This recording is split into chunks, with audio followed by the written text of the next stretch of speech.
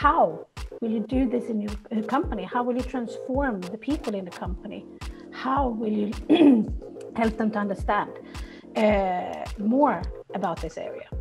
So this is a complete transformation within the company. So therefore, it's very important that it is on CEO level. Yeah, yeah, and we see people joining. So to all of you that's joined during the last couple of minutes, we want to say good morning and welcome to the business day. The interesting thing I think here, Malin, is that when we talk during the first 2 days, there are people that are in the data field and the technology field keep mentioning this. They keep pushing for a business transformation. They keep talking about getting more authority, getting more understanding of what they are doing, and to be able to really move and create value with AI. So there's really, for all the technology people out there, there's really a push towards you as business managers, because you need to transform. You need to understand and get more knowledge about the entire field of AI, so that you also get to invest in the right projects. Sometimes you can say that you need to translate, because we have the expert within the company, we have the one who can work with all the data, but someone needs to translate what should they do and why. So what is the need? Then they will do all the experts and knowledgeable people within the technical areas will do a fantastic work. Yeah, yeah.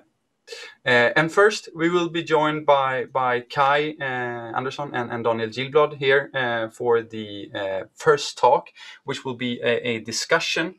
So I want to welcome online and into the Zoom room Daniel and Kai. Good morning, Peter. Good morning. How are you, Daniel? Yeah, I'm great. Thanks. Good morning, Kai. Both of you from home in Stockholm, and normally you're a part of our, but you are a part of our national organization. So, Kai, just to give everyone an introduction, what do you do, and what's your role within AI Sweden? So I'm a strategist, and I work with the major impact initiatives that are these projects within AI Sweden that has broad impact for many of our partners and ultimately society and industry. Yeah. And Daniel, as our co-director of scientific vision, what does that mean? Well, it means that I try to look a little bit into the future, plan for what is important to do for Sweden within AI Sweden. What areas should we develop and how, and connect that also to these things that we're discussing now, to strategies, business strategies, and so on, which I've also been working on a little bit during the last few years in other roles. Yeah. And that's what we're going to discuss here today, because as I mentioned earlier, what we've seen is that this is AI as a topic needs to move from the AI team into the management and the boardroom, really. So we will discuss what the CEO and CXOs needs to know, and also why an AI strategy is so important. So let's start there. Why is it important? Do you want to start there, Kai? Or? Well, I would say there's two answers to that. One, an AI strategy is probably not important, but to have AI as a core part of your business strategy is crucial for survival. Mm-hmm. I think that's a very an important distinction, because if you separate it, then it probably reflects that you have separated it in your organization as well. And it must be core to your business for the future. It cannot be treated as a separate initiative like R&D or research, which is good in itself, but you need to have a business perspective to it as well. And why is it important? Because it will be the driving force for, I would say, every business in the future. Yeah, no, I completely agree. In the future, if you really are an AI company, you don't have an AI strategy. That you have a strategy for the company, a business strategy, and it's so essential to move towards AI being an integrated part, that's when you can actually build real business value. Because building just small proof of concepts or applications will not really create the synergy that you're looking for when you're really trying to transform your products or services or something like that. In many senses, it's very often a traditional engineering perspective. So what do we want to do? And then how do we want to solve it? And what parts of that solution come from the AI toolbox, so to speak? And quite often companies take a step back, put it a little bit on the side because it's somehow difficult to understand what this toolbox means and how you work with it. So you try to put it perhaps a little bit to the side. You create a team of data scientists or AI engineers and something like that and let them work on something. But it's very difficult to reach the full impact from that kind of situation. Yeah. And talking about impact, we, as AI Sweden, we have the mission to accelerate applied AI for both public and private sector. But with your experience, we have to start somewhere in the present. Where do you see the Swedish public and private sector stands right now? Where are we in the development? Kai, do you want to start? I see you smiling. I think we've come a very long way over the last 3 years. We're definitely accelerating, but we still have a long way to go. I would say our engineers and our developers and our IT departments are steaming full ahead. Everyone is in agreement that AI is the key to that we need to get our data infrastructure ready to work with business and AI. But I would say there are still many management groups that still see AI as an R&D project or something that we're doing that is important, but we're doing it slightly on the side. And I'm firmly convinced that AI needs to be discussed on every management meeting. And the ultimate goal must be that critical business decisions are taken on every management meeting based on patterns that AI generate that we cannot see ourselves as humans alone. Oh. And I also very much agree. The build-up in knowledge the last 3 or 4 years has been quite incredible, actually, but it's not evenly spread out across different types of organizations and things like that. There are definitely pockets in Swedish industry and so on that are really moving on full speed ahead. And I think for people like you and me, Kai, we meet a lot of these people. So to us, it definitely looks like everything is speeding up great. But then every once in a while, you meet companies or parts of public sector and so on that really haven't started this transformation at all, basically. So we're creating a bigger gap year by year here by those who are actually doing something and those who are standing still. And perhaps it's getting difficult to start, even more difficult now if you haven't done anything at all, because you have this sort of fear that, or you're already a little bit left behind. So we're going to have to help companies and organizations to sort of get over that fear and start experimenting, working, looking at AI as a core component, basically. Yeah. I agree definitely. There's definitely a gap forming, and I believe that Amazon's entry into Sweden is probably a good example of that, where they naturally use AI as an engine to help with their procurement, to create efficiency in what they procure, whilst most companies in Sweden that do the retail procure things manually. Yeah. And I want to mention to all the attendees that we have a Q&A session. If you have any questions, just drop them in either the chat or the Q&A, because we will be able to ask your questions, because we are here to help you accelerate.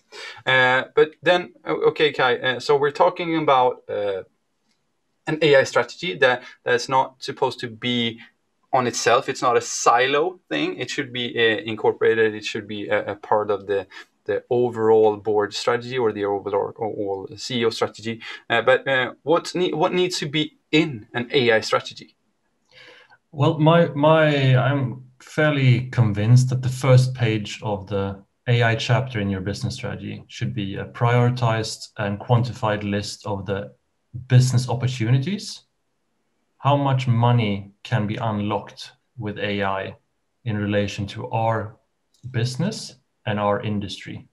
And the way of getting that is to look out in the world at every company that does the same thing or a similar thing that you do, and look, how are they applying AI? And start to quantify that, because that will tell you where you should invest your money. Yeah, I agree. I think that is also very important, because you still nowadays meet some organizations and companies that have the view that we are pretty unique. And that's never the case. At least I've never seen a company unique in the challenges of data and AI and so on. There are always common factors, usually rather huge common factors with other companies, other businesses and so on. So benchmarking, looking at what other people have been doing is a great way to get started.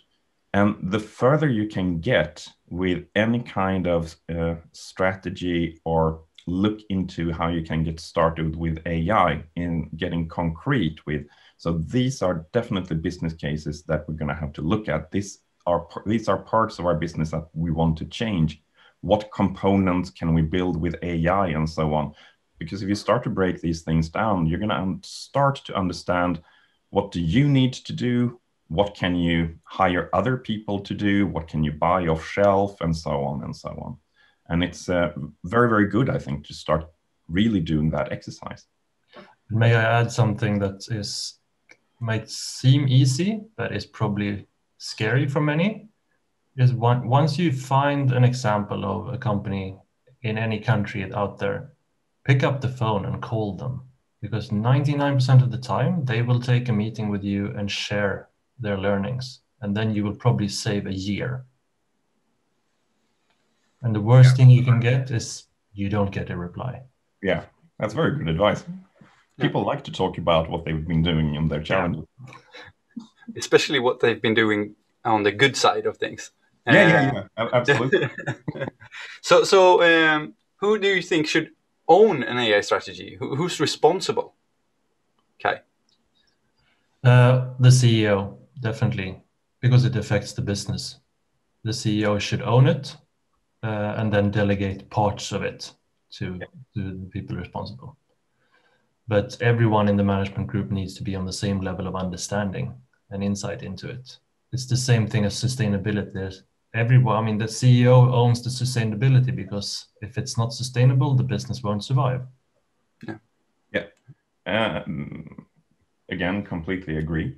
And of course, this in very, very, very large enterprises and so on, parts of the AI strategy for different parts of the companies might prioritize quite different things, but still it needs to be owned by the CEO. But I think you're pointing out one thing. For example, who in the management team and at CXO level and so on needs to know a little bit about AI? Well, basically everyone. It's, everyone on the management level needs to know a little bit about AI to understand how it affects their part of the business, basically. Yeah. And I just want to mention on that note that if you're a management in a management position or a CEO, myself and Kai, we will have a masterclass during January for you guys, and this will be on multiple occasions, because we really need to. We see that there's a need for this, so it will be released really soon within AI Sweden. But coming back to the industry and the maturity of organizations, so with your experience and what you see today, how many organizations do you see today, or the percentage of organizations have included AI as a natural part of their strategy? Kai, you're smiling again. Well, it's early and it's a very fun discussion. Well, I don't know. I think I don't have a number for that, but I know that there are some surveys that show that a lot have. I'm not sure that strategy always is a business strategy per se.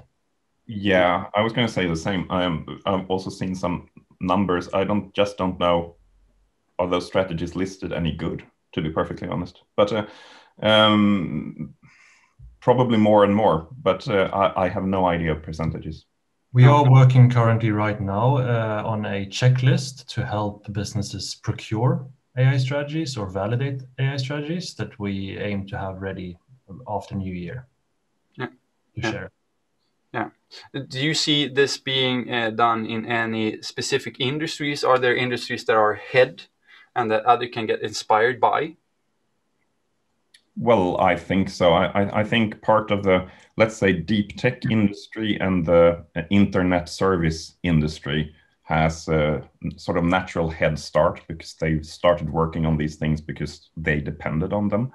And then strong technology companies start to adopt it relatively quickly. Also, companies based quite heavily in, for example, research and so on, seem to have a decent way forward in adopting it into core functions, perhaps, for example, within pharmaceuticals and things like that.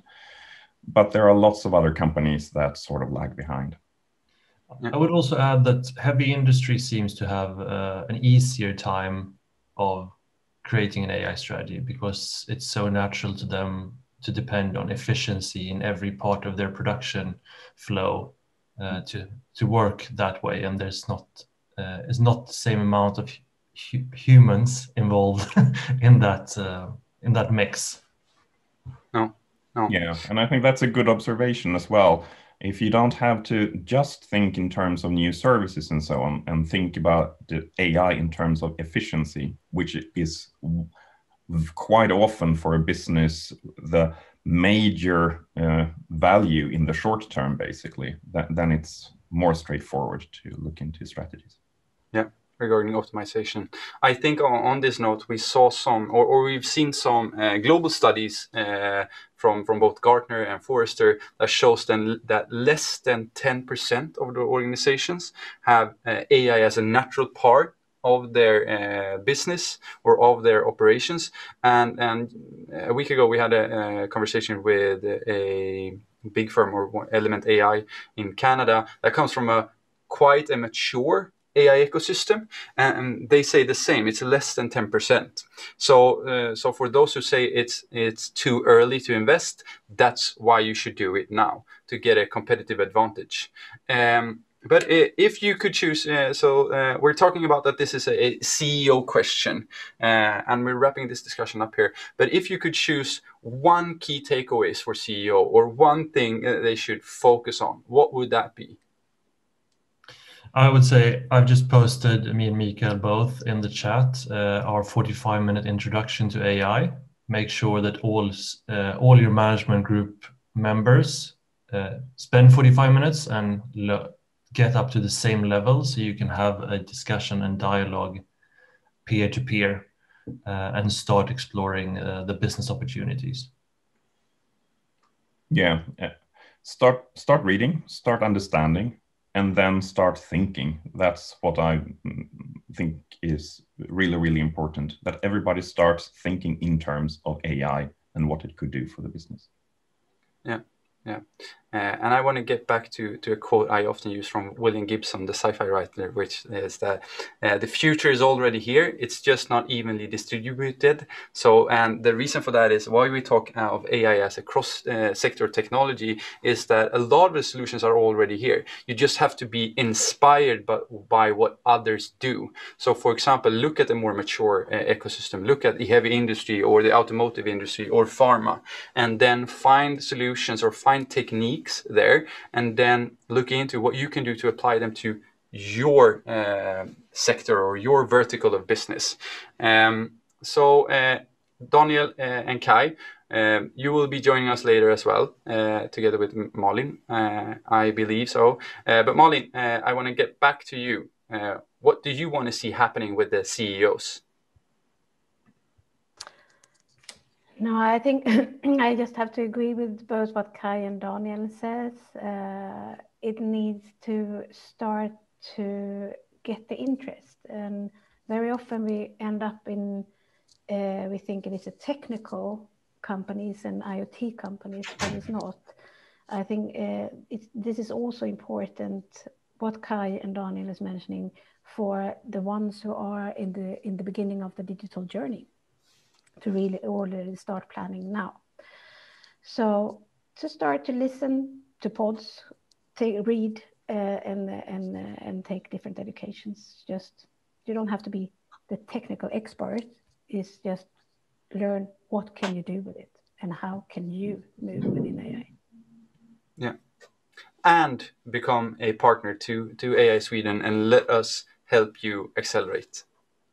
Because that's why we're here. Use us as a resource, as an infrastructure, as was mentioned yesterday. Kai and Daniel, thank you so much. You will be back here later in the panel. But Malin, we're moving on to the next speaker. And who's that? The next speaker is Sebastien from Volvo Group, who will give us some inspiration from how they have implemented the strategy and how they have worked with AI within Volvo Groups. Yeah. So Sebastien, welcome to AI Sweden Partner Week. Thank you. Thanks for the invitation. I hope you can hear me well. Yes, we can. And I'm very happy to have you here. You've been a guest or a guest speaker on our AI Change Agent program. And what I know from that session is that it was very valuable for all of the attendees. There were some great discussions and you had some really good insights. So I'm looking forward to hearing your talk here today. Thanks a lot for the kind words, and good morning to all. I think I have 10-15 minutes to go quickly through what we are doing in this area within the Volvo Group. So let us start then.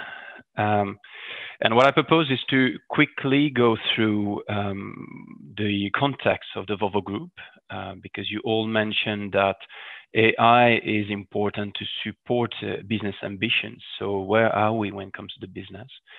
Then quickly developing into the AI strategy within the Volvo Group, how we work and the challenges and opportunities we have right now. So if I start really, the first thing I would like to say is that our world is changing and is changing super fast. When you see the mega trend, what's happening in the coming 10 years, it's a lot of trends that force us to change. When it comes to the Volvo Group, we have stated very strong commitment. It's what we call the 3 times 100%. We want to be 100% safe. Safety is at core of the Volvo Group, close very to our heart and heritage. We want to be 100% fossil free and 100% more productive. And if we see how our business is changing, then we see discussing with our customers within our chain of value that we move more and more from just delivering products, let's say trucks or construction equipment, into delivering a complete set of services and solutions to our customers. We see as well that our products are getting more and more complex. Nowadays, there's a lot of software and electronics in our products that was not part of our industry before. So it creates a lot of challenges on itself. Then when we look into our engines, we are moving from very traditional diesel engines that we have been developing for decades into diversified ways of doing propulsions. We have electric drive lines nowadays. We are looking into hydrogens. We are still developing diesel engines as well. So it's a lot of diversity in everything we do. And then if we really want to grasp the value that exists out there and better support our customers, we need to change the way we interact with them and in the complete chain of value. The first thing is to say that we don't deliver product any longer, but we don't focus as well into just, let's say, long haul or heavy duty like before. We want really, and we need to integrate the complete vertical of the industry to take the full responsibility there. We need as well to move from being, one of those very large global companies into a constellation of regional companies. This is where the business is happening. This is where our customers are, and their specificities need to be acknowledged and supported. So we are setting up regional value chains. And for us to deliver everything here, we need to build a very strong network. We are having a lot of partners working with us, around us, to make it happen. So we need to be an integrator, and that's as well a big change. So that's about the Volvo Group. I just would like quickly to go into then our products, and here you see a truck. As an example, those smart products, IoT connectivity, really redefine industry boundaries. We do have more and more data coming out of our vehicles, and we have more and more vehicles on the road. So it gives us a lot of opportunities to grasp all this information and to turn that into value for our customers, our distribution channels, our dealers, and of course for our own sake at Volvo Group to keep improving what we are doing. We need as well to understand that we have other companies around us that are doing the exact same, and we have people that are entering our business. So it's quite funny situation right now where sometimes we are competing with other companies and having a partnership in the same time, and maybe a supplier, a customer relationship. So we have left this traditional way of doing business where you clearly have identified customers, suppliers, and competitors. Nowadays, everything is a bit mixed up and in a gray zone. So it changed as well the way we understand things. And this is why data is so important to guide us through this new situation and deliver even more value to customers. So that's, I think, 5 minutes or so about the Volvo Group. Now, if we look into an AI strategy, I think it was said a bit in the first opening discussion. I believe that this is not that much an AI strategy that we need, but we rather need to have an AI technology and a set of best practices and knowledge that can support the company strategy.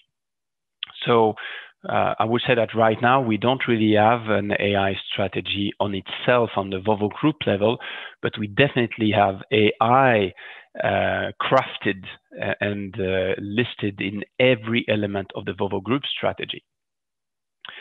And we strongly believe in the Volvo Group on a different level of the company about the importance of AI and the fact that using all this data we have around us will improve our own performance, accelerate our transformation into this new digital world we are living in, and support all our different business use cases. And here I have just captured 4 examples. The first one is really around how to use and connect better sales force with our customers. And by having all this data at hand, we can really provide a different approach and make a difference when talking to our customers, because we know then what they are using our products and solutions, in which shape they are, in what type of needs they have. And it helps us to better engage, better support, and better develop the next generation of product and services. The next is data supporting a new service to optimize fuel consumption. I mentioned that we want to be 100% fossil free. We keep investing into how to reduce our impact on the CO2 emission, for instance. And we have a lot of data that can help us and that are helping us to better tune our engines, to develop new services, to give advice to our customers on how to better operate the different equipment, and how to better fit that into their own value chain. The third element is around predictive maintenance, which is very important to many industries, I would say. With the data we're having right now, we can really more and more predict what will happen on the vehicle.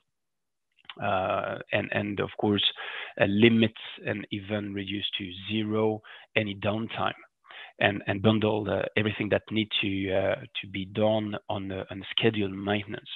So that's a strong competitive advantage, because it will give, and it gives to our customers peace of mind, and they can better predict how to use the trucks and the vehicles, which are a strong asset to their business.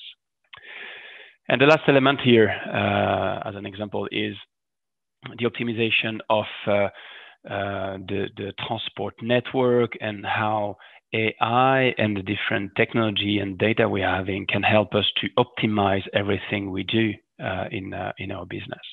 I could have listed as well a couple of things we are doing in our factories and many other use cases. And here we have a strong statement that are public in the Volvo Group webpage, where you see our strategies. And you will see that data and analytics AI is supporting all of them, basically. So now if we continue, how do we work and how do we make it happen? How do we apply AI? How do we make this strategy real, so to speak? In the Volvo Group, we have set up this hub and spokes model, you could say. We don't have one organization supporting all around AI. We have instead many areas of excellence, is what we call the COE, for instance, across the group. And we have a constellation of hubs like this. I myself belong to the technology organization, and we have this Group Trucks Technology Hub with a constellation of units and functions around us, having data scientists, having data engineers, data stewards, working with AI in their respective use cases.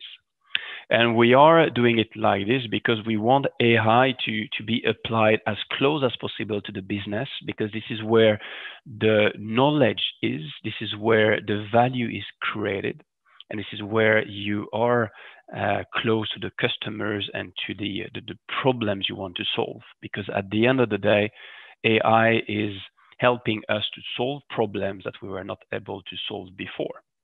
So we don't believe in centralization.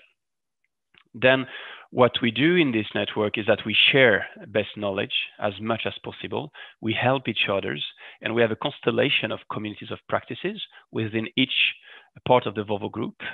We have, for instance, construction equipment, we have technology, we have operations, we have the trucks brands, and each of them do have their own network, but then we share as well in a Volvo Group AI network what we are doing, what are our pain points, challenges, and successes. We have listed like this couple of things we believe we could do together to help the complete Volvo Group moving forward in a speedy manner. And we have a program addressing what we call a unified data platform to give data to all and provide a set of tools for our data scientists. We are as well joining forces to develop trainings. I think you mentioned it. Trainings is a key element. We need to make our executives understanding what AI is about. There's, of course, a lot of buzzwords. Everyone talks about it, but not that many understand really what it is about. And it's very important that our executives understand enough about AI and the challenges to support this in the organization. We as well to train all the managers and all the business owners and doers as well, trying to give examples of what AI can do for them to create a pool within the organization. If I go to the next slide, then quickly going through the different challenges we are facing within the Volvo Group, and I would say most likely within many industries. What we have done over the last couple of months is that we have captured all the use cases we are doing, if I talk now about the technology organization. And we have launched an acceleration program to speed up the implementation of AI. And while doing that, we realized that we do have 6 pain points common to all those use cases. And I've listed them here. If we start bottom up, the first thing is to understand what data are available to you. Many data points are unknown to the data scientist in the organization today. Then when you know the data you can access, the next thing is to be able to access those data. And here there could be many things, could be some legal limitation. You know, GDPR is certainly not helping here. We can have some pure IT problems. I would like to access these database. Please give me access. You have as well some more personal belief, like this is my data and I don't want to share for whatever reason, even if we belong to the same company. So accessing data is not that easy, actually. Then when you know which data, when you access the data, the next point is this set of data of the right quality for my use case, for what I want to do?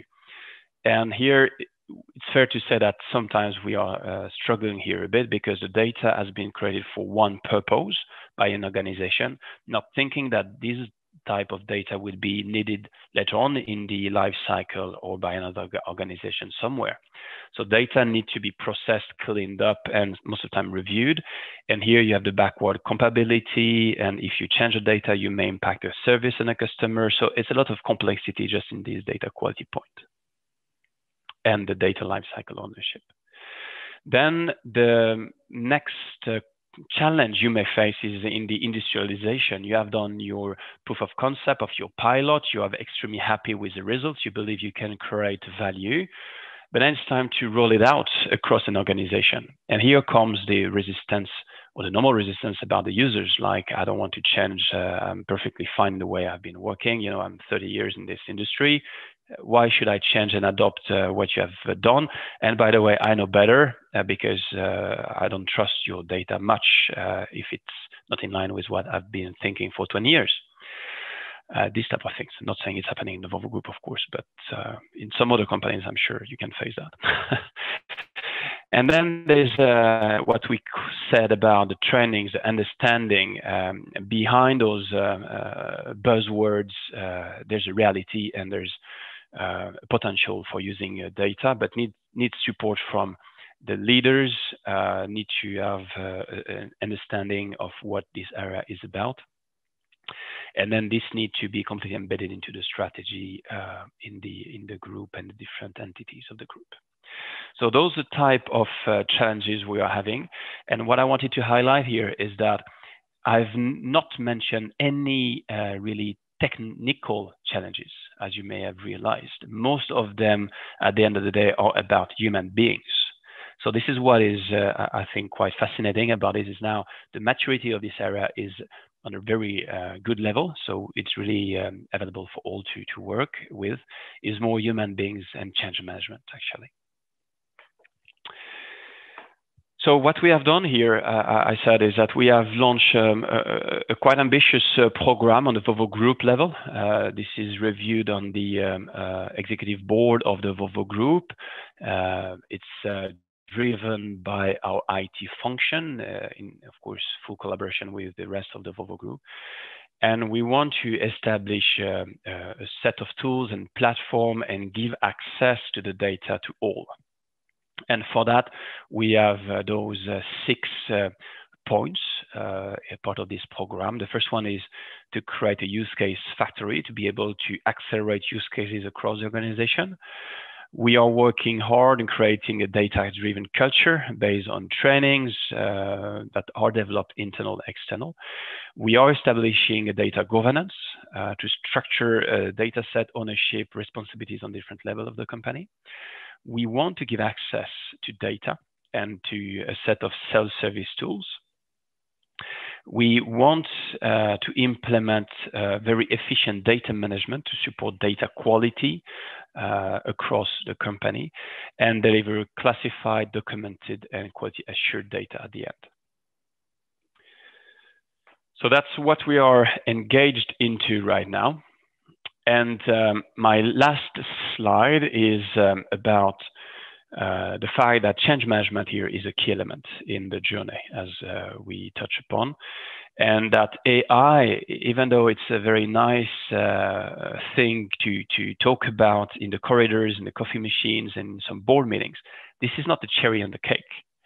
This is not something that you have on the side of your business and you just feel proud talking about it because you know what it is a bit about. It's about a cake on itself. So analytics AI is a part of your complete cake. It's very important to embed it fully into your business, into your operations. And here, as a conclusion, it's very important to have your leaders fully engaged with you from day one, defining together with you the strategy about AI and how it can support the business, and to have them all the way through the implementation, because this is where the different complexity points or changes will materialize. Then you need to as well work cross-functionally, even more than before, because data AI is by essence cross-functional. Data cannot be locked into an organization, and it forces you to talk to others. And actually, this is a good thing to do. Just need to try a bit. But this is a new mindset. You cannot just work in your silo any longer on this technology. It doesn't fly. Then I said, it's about realizing that most of our colleagues and people in a company need to be upskilled and change the way they work to have AI delivering the results, promising results. Otherwise, it will just stay on the side, a nice pilot, but never really penetrate your processes and deliver the efficiency. And the last element is about monetize business case. At the end of the day, AI is like all the rest. It's about creating value. So sometimes in the different maturity stage, you may have believers, and if it's fantastic if your CEO is a believer, because basically it's an open book, do whatever you want, I believe in it, full support. But at the end of the day, when the wind changes, or meaning like right now with the COVID crisis as an example, or when you change CEO or whatever, you will have to rely on cash and business case. So rather do it from the start, even though one can realize that this is very difficult to create business case on data and AI when you are not in that business from the start. But it's a very good thing to do because, again, it's about cash. I will stop here. I hope I covered the points, and I hope as well I'm on the time. Great, Sebastien. Thank you so much. I will just, you will be with us in the panel as well, which Molly will moderate. But I just want to jump on that last topic you're talking about, the business case. What, from your experience within Volvo, what's been key to building good business cases for you? Understand what you want to achieve.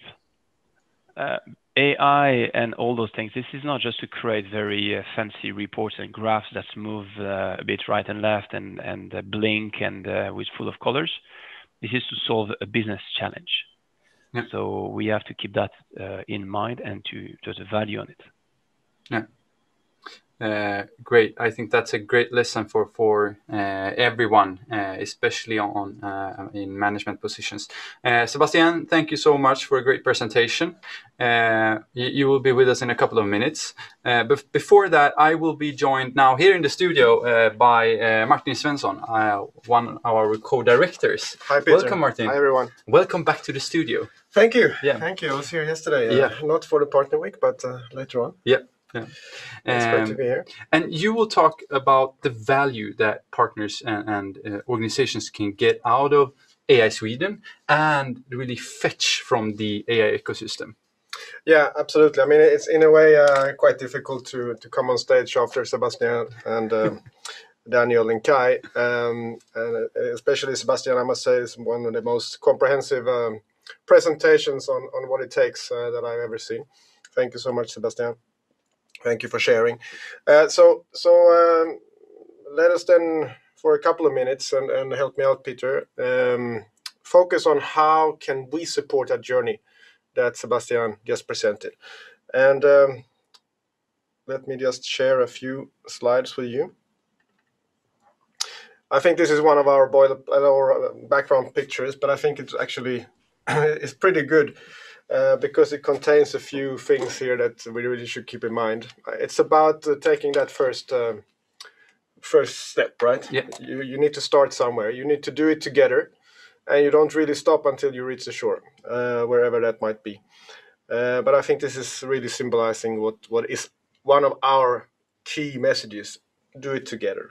And I think what Sebastien is saying, that goes internally. You need to work together within your organization. But our message is also that let's do that together between organizations. And as you know, AI Sweden is one of our fundamental aspects is the network, and this is growing day by day. We're really happy about the engagement and the commitment throughout the Swedish AI ecosystem.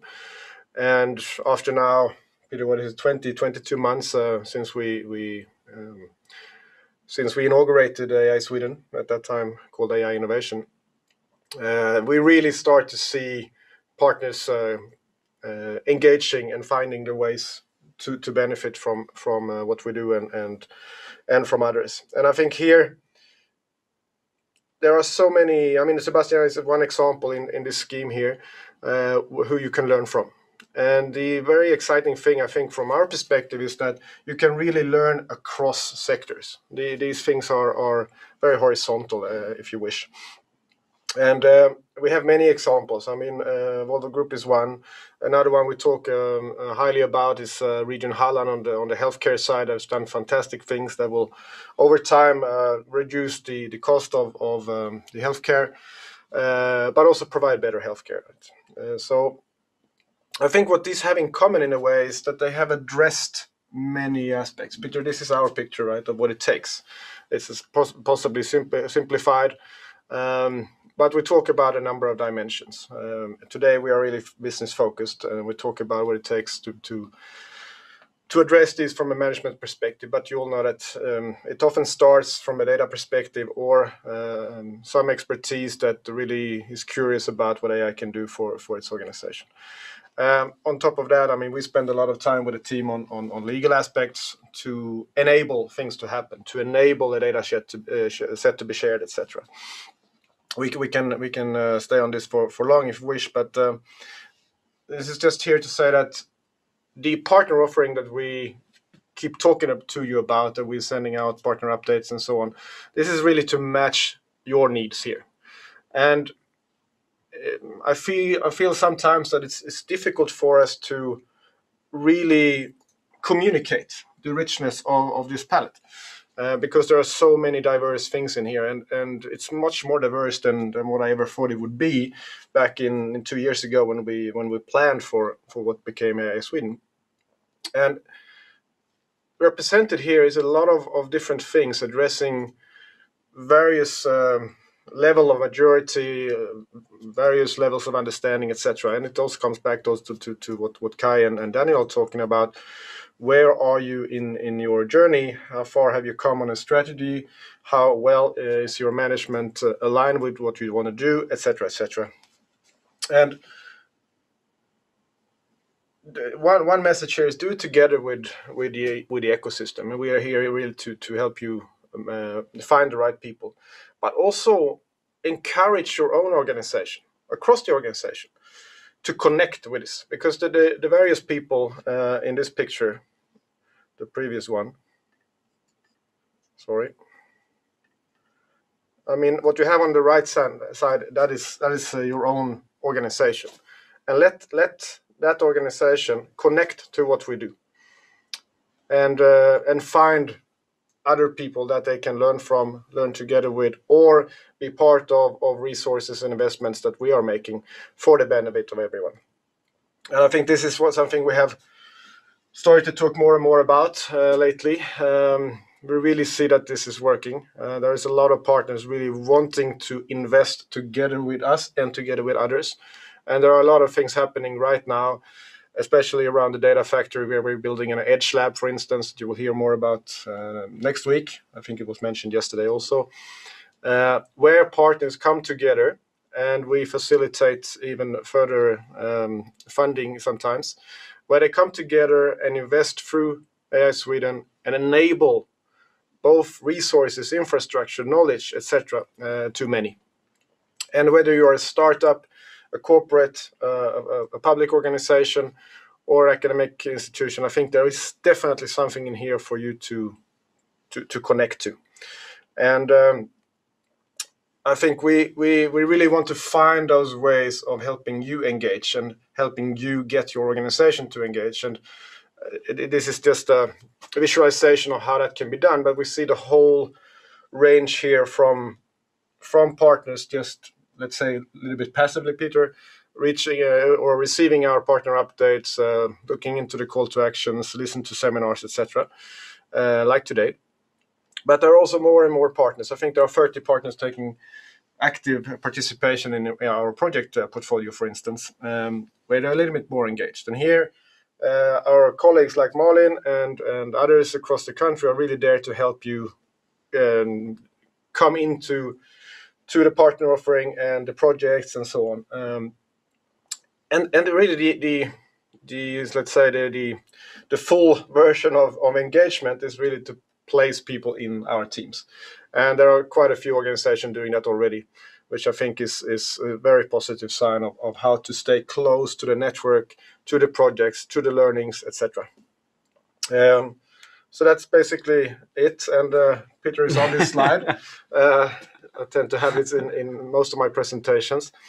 This is really one takeaway so far. The more a partner or an organization understands AI, the more active they are in their relationship with us and with others.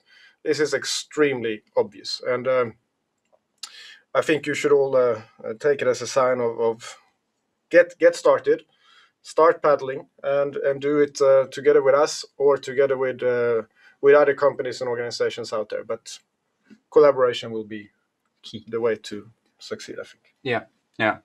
Thank you, Martin. I think we're talking about collaboration. One thing that we did Sweden Innovation Days for a couple of weeks ago, and Anna Westerberg, I think it was Anna Westerberg from Volvo Group as well, Sebastien, mentioned that their new way of looking at things is that partnerships are really the new types of leadership. To become a leader in industry or to stay competitive, you have to partner up with others, because the world is getting so complex with different actors solving different parts of the customer journey. So you really need to team up with, in some cases, even your competitors to be able to solve the challenges you're facing.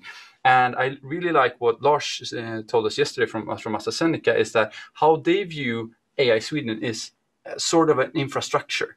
They are there, and there's an infrastructure there to help them and guide them towards the right nodes or towards the right people or towards the right technologies or resources. So that's really it. And one thing I want to mention regarding the more AI mature you are, the more you tend to engage. And what we see, this is not only us that says that. We've seen research now from even more mature AI ecosystem that shows that when we ask different managers on CEO level or CTO level or head of AI, they tend to answer the question, okay, how much AI do you use? So AI-ness. It's not an on or off, but it's a kind of different levels. So if you have a high AI-ness in your organization, you tend to prioritize it even more, because you've really seen the benefits of applying that to your business or to your operations. While those in early stages, they tend to prioritize it, well, not at all, because they don't see the need for it. And the interesting thing, what will happen there in that gap is that, well, we believe that AI will be a transformative technology, but if that gap continues to increase, we will have a very competitive high-level businesses or high-level organizations, while some won't stay competitive. Because the more you tend to understand, the more you tend to do, the more you tend to prioritize it, if you do it right. And I think Sebastian's presentation there is great with the 6 different challenges. And those challenges are, well, our model is, of course, inspired by those, where we need to have these 3 or we can say 5 different dimensions with, if we add legal and ethics as well. Yep. So we really need the data, we really need the tech, we need the strategy, we need the people, and then we need the governance. And those are really in those circles. So Martin, but what do you want to see happen in the AI ecosystem the coming 6 to 12 months? Well, from our view, I think it's really, I mean, we are continuously adding partners to the list, right? And that's great. That will always be important, I think, to grow the ecosystem, if you wish, to know the ecosystem, and that will be beneficial for everyone. But I really think that if we could, together with everyone out there, get more people within each organization actively involved, I think that would be really the next big step. I really would like to see us having maybe not a tenfold number, but really many more in each organization actively involved together with us or with others. Yeah. The interesting thing we've been talking about, and this is a call to action for all the regions and all of you out in Sweden. What we see now is that we have the small startups or the mature AI companies and the consultancy firms in one part, and then we have the corporates in the other sector. Then we have public sector, and then we have academia. And what is interesting, what is kind of lagging, and what we see a need for transformation is the medium-sized companies. It's the production industry. It's the sub-suppliers or the vendors to the bigger corporates that we really want to see a push towards transformation, because we believe that AI can contribute a lot and we can save a lot of money. And I think the way that Sebastien puts it, and this is a way for us to clarify the AI theme or the AI definition, but it's really a lot about optimization, prediction, recognition, or finding patterns. So, and helping you finding patterns can give you more insight into customer data, for example. It can give you more insight into the production data you do have, so really to speed up production. So instead of bringing up AI maybe as a topic on the board meetings or in the management meetings, bring up those 4 things: optimization, prediction, recognition, or find structures in data, because that's valid and it should be interesting for all in a more data-driven world or data-driven organizations. But Malin, I want to include you in this talk as well, because you're out there meeting a lot of companies, and we will talk about that in the panel. But what's your learnings and experiences so far talking to so many companies down in the south? My learning is, I think we can once again go back to what Sebastien is talking about, and I think he framed it very well. That AI strategy is to support the company strategy and to really work with the customers to develop new services or new products, the quality to really get the happiness of the customers, as well as how to optimize the entire business. I think he framed it very well. And this to really also, as he mentioned, to share across the company, and that really see how you need to cross-fertilize all the knowledge. And I think I can frame how he framed it here is what I see when I speak to a lot of organizations, both public and private and academia, that we are still working in silos. We need to get more horizontal work. We need also to say that, once again, back to Sebastien, this is about, AI is about human, is not about the technology. That is an enabler.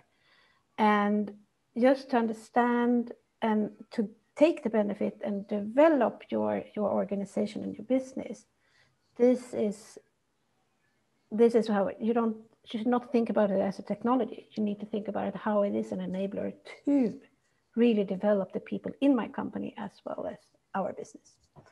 So that is the challenge I see, that we are still putting it in the technical area too much. We are talking about the CTO, CIO just as Göran Lindsjö mentioned in one of his presentation, our advisor, that it needs to be at every leader's board or like table. It needs to be in the board. It needs to be at the CEO level to see and really integrate it into the business strategy. So I think that is a challenge, and I meet a lot of organizations, and that is also the frustration because as I mentioned earlier, there is so many great experts. There are so many great startups. There are so many great activities going on there who just want to deliver and can deliver. But everyone in Sweden needs to support to really get it to the human table. Yeah. Sorry, long answer, but. Oh, but it's a great. So before we jump into the panel, Malin, that you will moderate, Martin, I want to ask you, what type of development will we see with AI Sweden for the coming half year or the coming 6 months? There are a number of things that kind of are results of our continuous evaluation of what we do and what we see is needed for the ecosystem. And I want to mention a few things then. We kicked this off last year with the idea of running projects with project managers. That's something that the innovation system has done over a long time. And here we see that really helping new partners applying all the learnings and knowledge that is generated collectively in the product portfolio, for instance. I think we need to up our game a bit, and we are we started with the training course, Peter AI Change Agent, that we kicked off in the spring, and that inspired us actually to think of having our own AI change agents within AI Sweden. So that is happening. You will meet a couple of new colleagues in the coming months. I'm really happy about this development, and those will be tasked not to run a project from A to Z, but more to extract the learnings, reusable models or whatever it would be, and help the ecosystem actually applying those. So that is one thing. The other thing that has been, I think, really starting to happening now, a little bit late to my liking, but there are also benefits to this, is the data factory and everything it contains. We have spent a lot of time there figuring out what shall we invest in, how should we solve legal and GDPR issues, and we are really making headway there now, I must say. The first partners are using the infrastructure, the legal frameworks are coming into place. The legal experts are gathering in what we call legal expert group, etc., etc. And we are really now catching on the big trend of decentralized AI. So those are a few things that I really think we will spend a lot of time on during the next 6 months. Yeah. And with those plans, I want to move into the panel and welcome all of the speakers back online and into the room.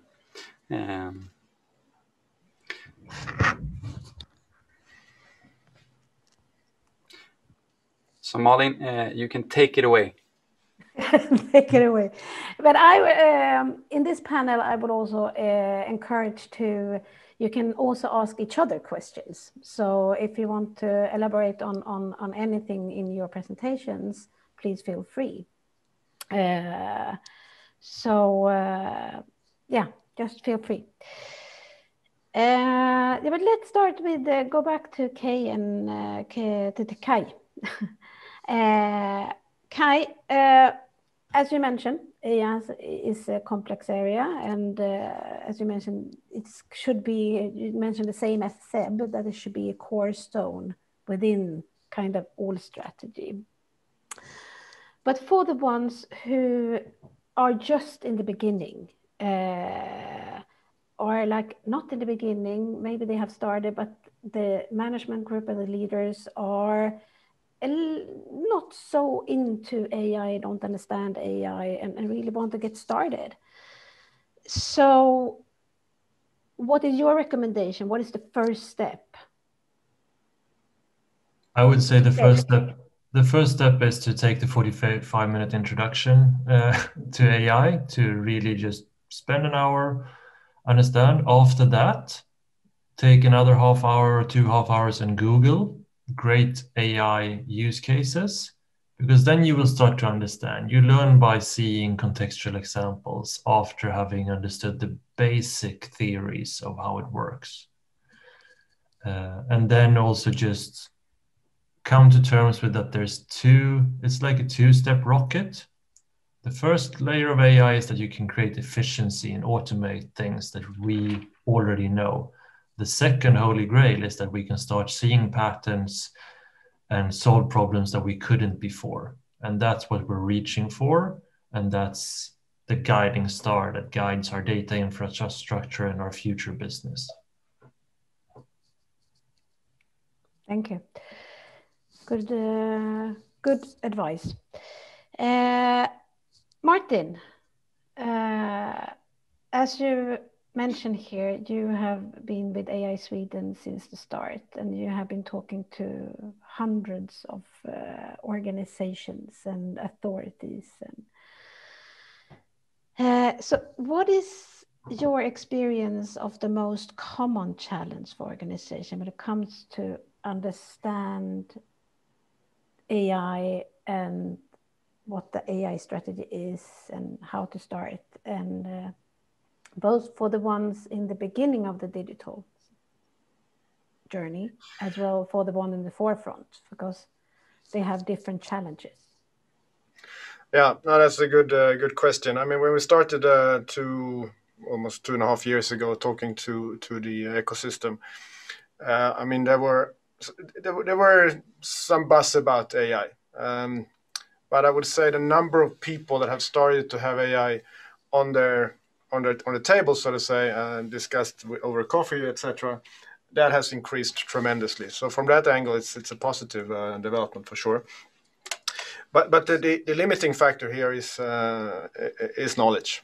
I think it will take another couple of years before we have a level across, so to say, the Swedish private and public sector, where the level of knowledge is enough for things to really start to move more actively. And I mean, we often hear comments that are typical from individuals, organizations, not really ready yet. They say, no, but we are very special in our sector, and it doesn't really benefit us to collaborate with others. Another approach could be, but we cannot do anything with the data because there is a GDPR, etc., and so on. And those are just obstacles. When you get through that, and we start to accept that shit, I don't know much, and connect with organizations and people like us or others, I mean, then the journey starts. I think that is the key to take that step. Mm-hmm. As I normally say, don't see problem as a showstopper. Look at it as a challenge, and challenge is there to solve. So I think that's Sebastien. Over to you. Thanks for a wonderful presentation, and I really love how you framed it. That the AI is not the cherry on the cake. It is the cake. It is the ingredients on how to make the cake taste better and become better. But what I feel is very interesting with the Volvo groups is that also, as you mentioned, you have gone from very traditional product to smart product, and it's a pretty big product. With a lot of components and a lot of smart areas that have been integrated. And now we're also working on self-driving trucks. So for the Volvo groups, what is the most successful that you feel that in the strategy to integrate AI in all things you do? And what is the successful, and what would you recommend leaders to get started with to sharpen their strategy? I think we are lucky to have very inspired leaders in the Volvo Group to start with. So they have really understood the importance into the digital world we are into, and the fact that what the customers is demanding today is different than from yesterday. And then with the automation, and as you said, all the changes we're going through, I think there's a very strong belief in the top level of the company that AI, data, AI is a very important element or ingredient of our cake, and that data is a very strong asset of the company, an asset that needs to be monetized, either by transforming it into services by itself or by even trading those data with other companies, being suppliers, being customers. And that is a key element, I think, to start with. So the understanding the fact that we believe there's a value into those data we create is a key element. And then, of course, Volvo Group is a very large company, as you know, and not everyone is on the same maturity level right now across the company in different part of the organization, in different level in the organization. But we see this transformation being ongoing. So we still have to fight a bit internally to access data. I was in a call yesterday with a colleague saying, no, I don't understand why you should get those data. It's a bit sensitive. I don't feel good about it. But overall, we see that this is now moving faster, smoother. There's a more widely it's more widely understood and accepted, and people are engaging into that. So I would say, to me, those are the key elements. Make your leaders understand that data is an asset that must be managed like any other asset of your company, and connect that to your business challenges. And then you can have a cake to celebrate at the end, right? Yeah, you definitely should have a cake every now and then. Yeah, but that's very interesting because, as you say, yes, and as you mentioned, Volvo Group is a very large and complex company. And when I'm around and speaking to different organizations in different levels of the journey of digital area, as well as starting with AI and in AI, very often I heard that we need to reorganize before we start to focus on this. We need to start our digital area. AI is too early. And as you mentioned, in Volvo, it's big, it's complex, not every department is there, but how have your executives and management group handled, because you have gone through reorganizations, you have digitalized different areas, and you have done a transformation in parallel. That I feel is very interesting as well. So yeah, that's correct. I think organization cannot be the answer to start with. I don't believe in it because every type of organization will have its own challenges. So when you look into centralized digital factories versus distributed data scientists in a group, you have different challenges, but you differently, at the end of the day, have challenges. So at the end of the day, it's about human beings, collaborative mindset, this type of things. An organization can just help a bit in one point of the process, but not be a key or an answer. So that's my first element. Then I think in the Volvo Group, an interesting thing is that we have appointed the head of the IT division is now a CDO, while before it was CIO. So it's a very strong statement, actually, making, I'm not sure everyone noticed that, actually, but it's a key thing to realize that in the board of Volvo Group right now, we have a CDO that is as well managing the IT organization. But I think it's a quite significant announcement showing that we are fully into digitalization, that we understand that data is an asset and that there's value we can grasp. And then again, as we have many business areas and functions within Volvo Group, each and every of those functions are having their own strategy, organization, change, and local adaptation, you could say. But from the top, there's a very strong signal. Very interesting. Malin, can I give a note on that, because I know when we started AI Sweden marketing, we know when we had the first dialogue when you invited me to Lindholmen, we had a discussion around HR, human resources, and my guess or my guesstimation was that it's just a couple of months before we see DR functions in companies, like data resource functions and data resources, the head of data resources. And this still surprises me that there are so few head of data resource, because data can really be a super important asset. So I'm so glad to hear that, Sebastien, and I know Volvo is doing a lot within this area, but really to have a CDO is very interesting. I would say might be more important than having a CIO in this area, because we have to start with the data somewhere. Yeah, really. And just to add to that, is that maybe sometimes, CIO has been linked to efficiency, reducing cost, supplier management, and this type of IT internal thing, right? Where IT is more of a backbone of a company, while CDO is more something around creating value. So I'm not here any longer to just cut costs and reduce. I'm here because I'm part of the business to create value with you guys. So I think it's a very important as well. Yeah. I think really that was yeah, sorry. You go ahead. Really emphasize value creation, which is hugely important here.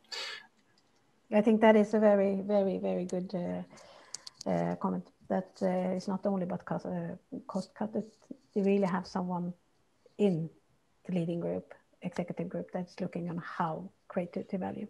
But last but not least, I would like to go over to Daniel. Because Daniel, you are greatly involved in national strategy of all the areas and how we need to make Sweden competitive. You're talking a lot to authorities, research, and a lot of people.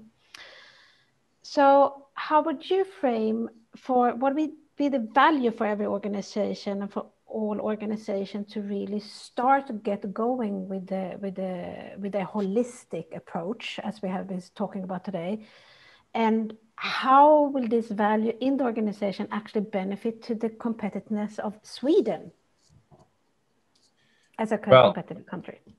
Yeah, so we truly believe that AI is going to be, first of all, a general technology that is core for basically every business that we're running in Sweden today. So it's very important to have everybody on board and to develop this. It's quite clear that Sweden can be in a pretty good position to actually be at the forefront of creating really, really cutting-edge applications of AI. We have the core competence, we have the basic infrastructure, we have the technology and organizational knowledge in a lot of the companies that we have in Sweden today. But perhaps a little bit what we need is even more sense of urgency and a little bit of bravery to actually get to that final step, basically, in every single company, in public sector, and so on, and to actually get these sectors to work together. And I think here we have a crucial thing that we need to work on. I know that we have been saying today that, for example, most important things to change now is organization, people, strategy, and so on. And that is true up to a point. Then you might need to, again, reconsider technology, research, and so on, because we see again and again, and I'm going to take two examples, that when you start to apply these technologies, you really want to push the limits of what they can do. For example, if you're applying really advanced solutions, for example, within customer service on the Swedish language, you often want advanced Swedish language models. These are difficult to develop, and you are not alone in needing those Swedish language models. So many other companies need these. Let's do these things together and push the boundaries together when you hit them. Another example Martin already brought up with the Edge Lab, decentralized learning, and so on. We see again and again now that sharing data, collecting data, might not actually be doable. So how do we tackle these things? How do we then create solutions where we can learn from data in many different places and combine that knowledge and distribute it?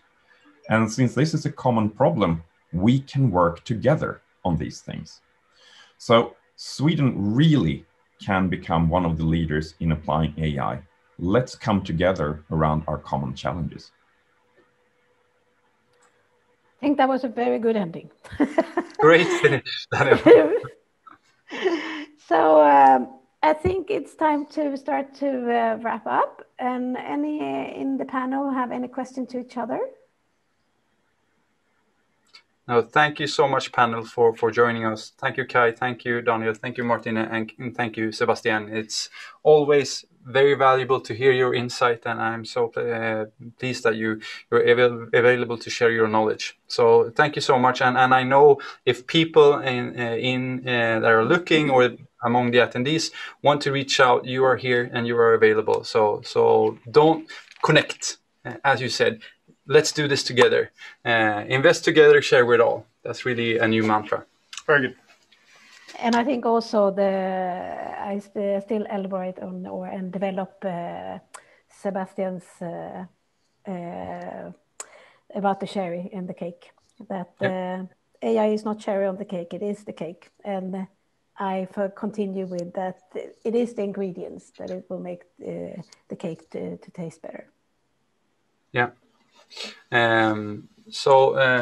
Malin, one thing I want to add, because I'm from the business side, where I'm from, an economist from the beginning, and economists love models, but not AI models. It's more simple models or exploratory models.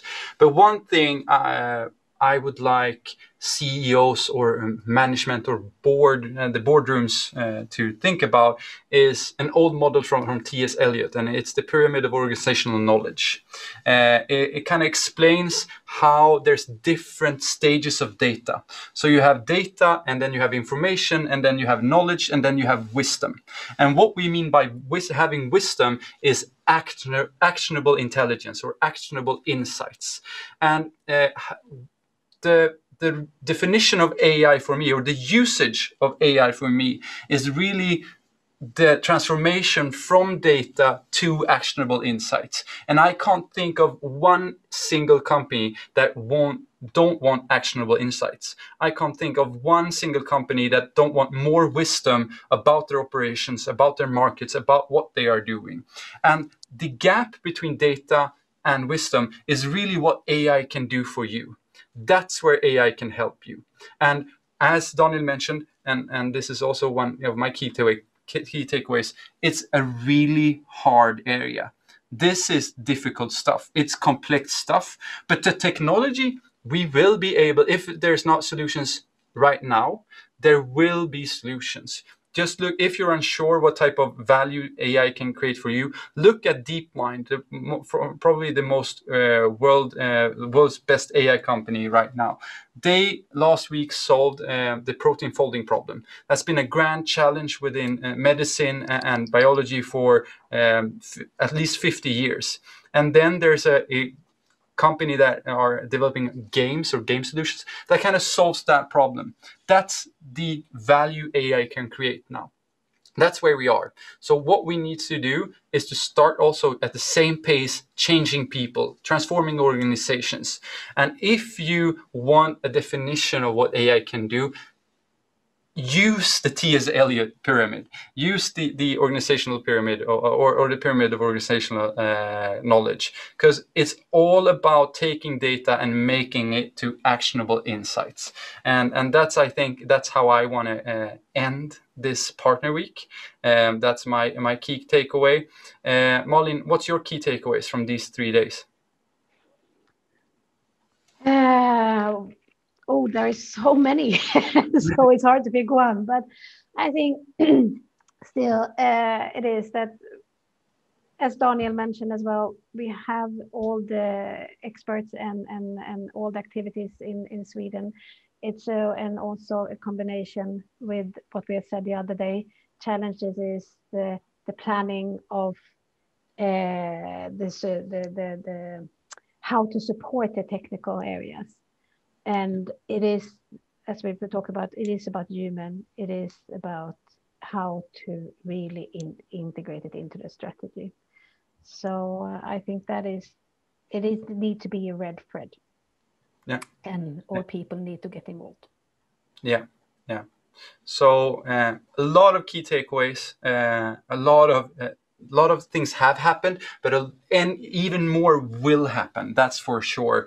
And I want to say thank you to all of you that have been with us during these 3 days, talking about the data, talking about the tech, talking about the business. And I want to mention that it's really in the intersection of these three where we create value. So use us, join us, and let us be a resource in the acceleration of your applied AI. My name is Peter Kurtzfelli. I'm here to support you as well. And I want to say thank you from AI Sweden, and I hope to see you again really soon.